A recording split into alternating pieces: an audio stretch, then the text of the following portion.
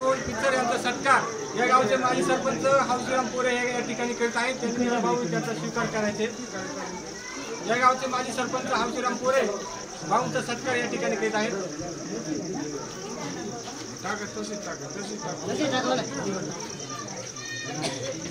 ओय बाबा की जय।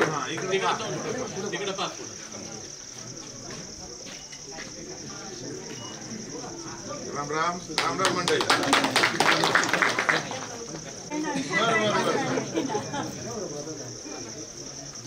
नका नका पाय नका पाय नका पाय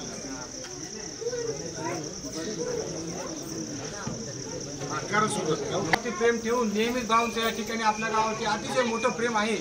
आणि 2024च्या विधानसभेच्या निवडणूक प्रसंगी आज या ठिकाणी आपल्या गावामध्ये या ठिकाणी आलेले आहेत। या ठिकाणी खरं सांगायचं म्हटलं तर शिसवत गाव या ठिकाणी भाऊकडे गेल्यानंतर भाऊनी कधी त्या गावाला कुठलंही काम किंवा कुठलीही गोष्ट घेऊन गेल्यानंतर भाऊ कधी नाही म्हणत नाही।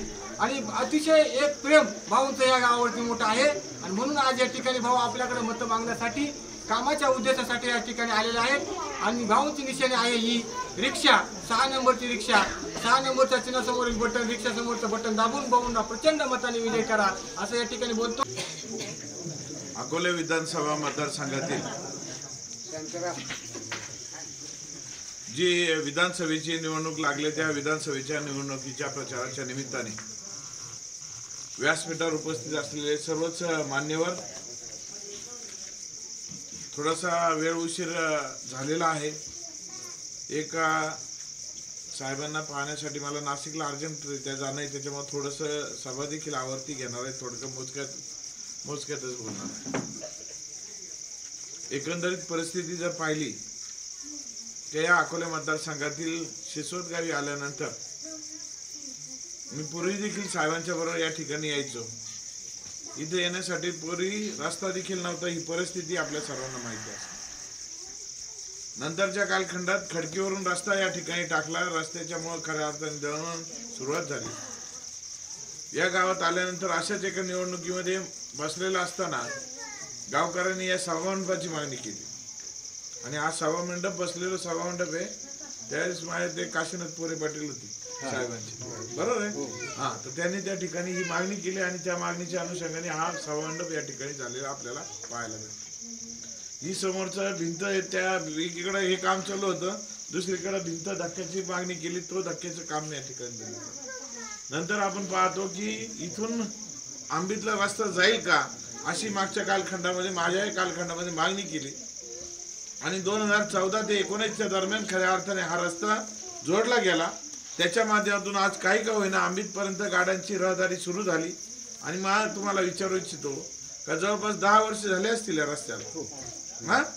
10 वर्ष झाले, 10 वर्षानंतर रस्त्याला खड्डे किती आहेत आणि आता नवीन केलेल्या जे काही 5 वर्षात झालेले रस्ते असतील याच्यातले खड्डे मोजा, दोघांपैकी कुठले खड्डे जास्त आहेत तेच तुम्ही मला सांगा।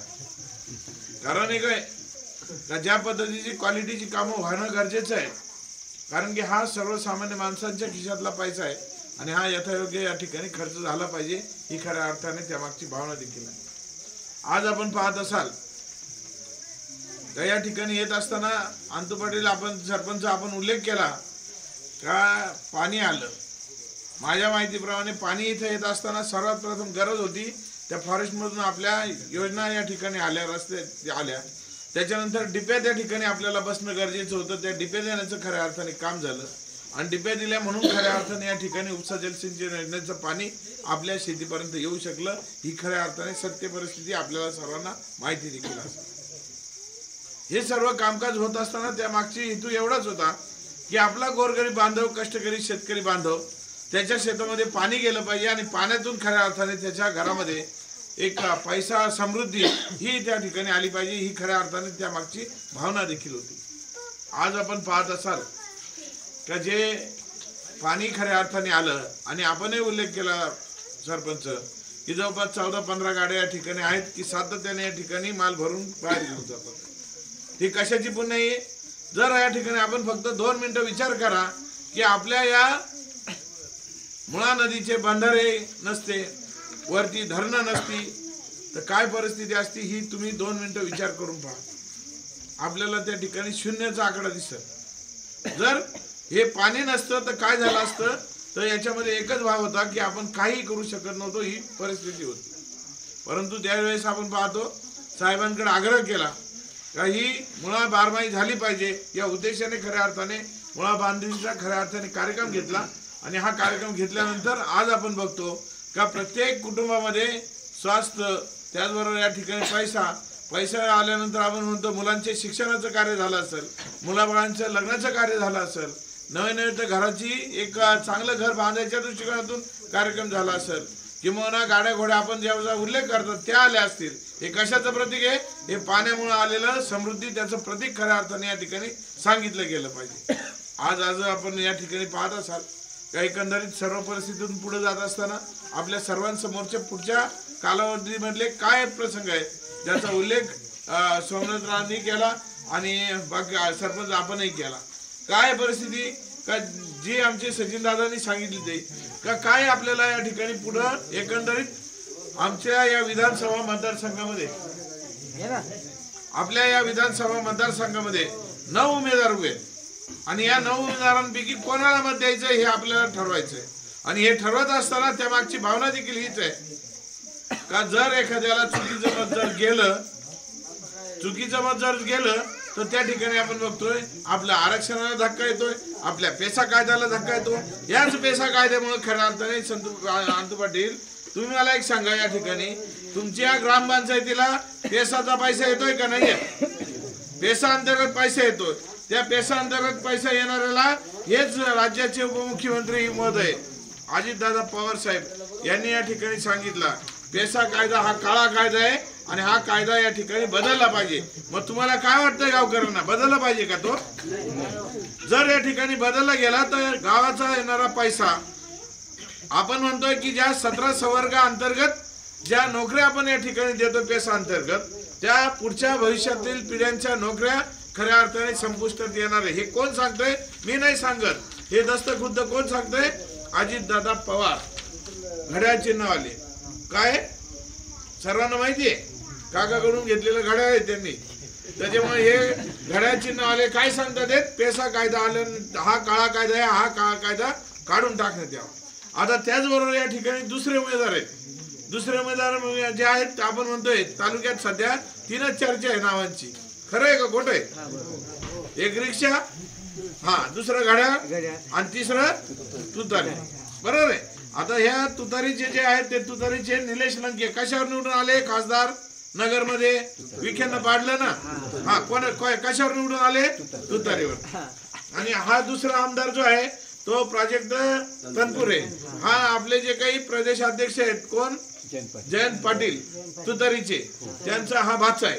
हे दोघं काय म्हणतात का एसटी संवर्गा अंतर्गत म्हणजे आदिवासींमध्ये धनगरांना आरक्षण द्या असं हे दोघं जण म्हणतात. जर जयंत पाटील अध्यक्ष आहेत, त्यांचा भाचा जर असं बोलतोय म्हणजे त्या पक्षाची लाईन काय असेल? संसदेमध्ये दस्तखुद्द तुम्ही पाहिलं असेल, तुतारीच्या चिन्हावर निवडून आलेल्या खासदार सुप्रियाताई सुळे या लोकसभेमध्ये कुठं दिल्लीला काय भाषण करतात? धनगर आणि धनगड एकच आहे. हे आहे बरोबर आहे का? हे चूक आहे ना. आपण काय म्हणतो सुप्रीम कोर्टाने त्याकरता साहेबांनी सुप्रीम कोर्टाची लढाई लढली आणि त्या लढाईमध्ये काय सांगितलं? धनगर आणि धनगड हे वेगवेगळे आहेत आणि हे वेगळे असताना या ठिकाणी एकत्र मानू नका हे सांगायचं काम त्या ठिकाणी साहेबांनी केलेलं आहे. आणि जर या ठिकाणी हे तुतारीवाले काय सांगतात? धनगर आणि धनगड एकच आहेत. सुप्रियाताई म्हणते धनगरांना आरक्षण देऊन टाका आदिवासींसारखं. मग जर आदिवासींचं आरक्षण गेलं तर काय होईल हे सांगायची गरज आहे आपल्याला. बरं, दुसरी गोष्ट, या मतदारसंघामध्ये जर या ठिकाणी समजा का तुतारीवाल्याला मतं टाकली, तुतारीवाल्याला मतं टाकल्यानंतर उद्याला तो आदिवासींच्या बाजूने हातवरती करेल का त्या दशरथ भांडेकडे जाईल? दशरथ भांडे कोण आहे सांगायची गरज आहे का तुम्हाला? मग जर दशरथ भांडेच्या बाजूने जर ते एखादा माणूस आपला आमदार खोट्यांच्या बाजूने उभा राहत असेल, सोयरा म्हणून तिकडे जात असेल आणि उभा राहत असेल तर याचा उपयोग आपल्या मतदारसंघाला होईल का? मतदारसंघाला तर सोडा, परंतु संपूर्ण या राज्यातला आदिवासी बांधव आहे, तो आदिवासी बांधव काय म्हणणार आहे? केवळ आणि केवळ या मतदारसंघातील लोकांनी साहेबांना थांबवलं आणि हे जे काही पाठवलेलं बेन असेल ते बेन पाठवलं आणि त्या बेनाने खऱ्या अर्थाने संपूर्ण आदिवासी समाजाची विल्हेवाट लागली का तर ते त्या ठिकाणी कोणाबरोबर गेलं तर ते दशरथ भांडे बरोबर गेलं हे सांगायला लागेल. आणि त्यावेळेस लोक आपल्याला छितू केल्याशिवाय उभा राज्यातले आदिवासी बांधव आपल्याला कोसल्याशिवाय राहणार नाही ही सांगायची वेळ खऱ्या अर्थाने आता. एकीकडं आरक्षणाचा लढाई, दुसरीकडे पेसाचा लढाई आणि या संदर्भामध्ये या दोन्ही चिन्हवाले काय सांगतात हे तुम्ही समजून सांगितलं. तुम्हाला प्रूफ सह दाखवतोय काय एकाचं निलेश लंकेचंही पत्र आहे, प्राजक्त तनपुरेचंही पत्र आहे, हे प्राजक्त तनपुरेचंही पत्र आहे आणि हे अजितदादा पवार साहेबांचं पत्र आहे. हे प्रूफ सह दाखवतोय. काय म्हटलेलं याच्यात एक नंबरचं वाचा, जोराने वाचा. पहिला मुद्दा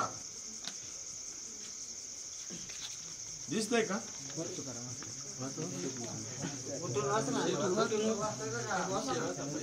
तर की लाखो करोडो बिगर आदिवासींच्या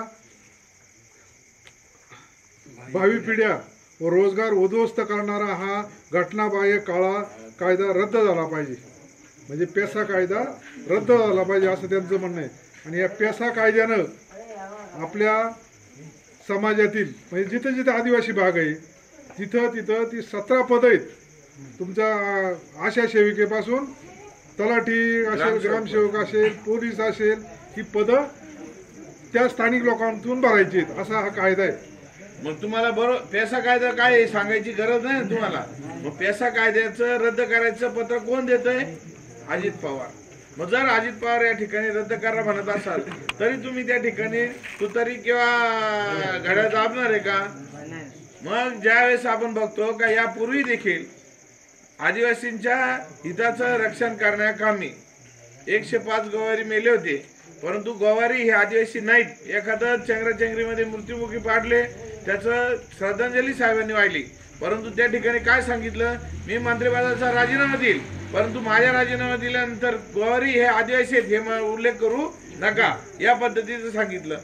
आपण पाहत असाल का सुदैवाने 2023ला मागच्या वर्षी एक सुप्रीम कोर्टाचा निकाल आला. किती वर्षानंतर?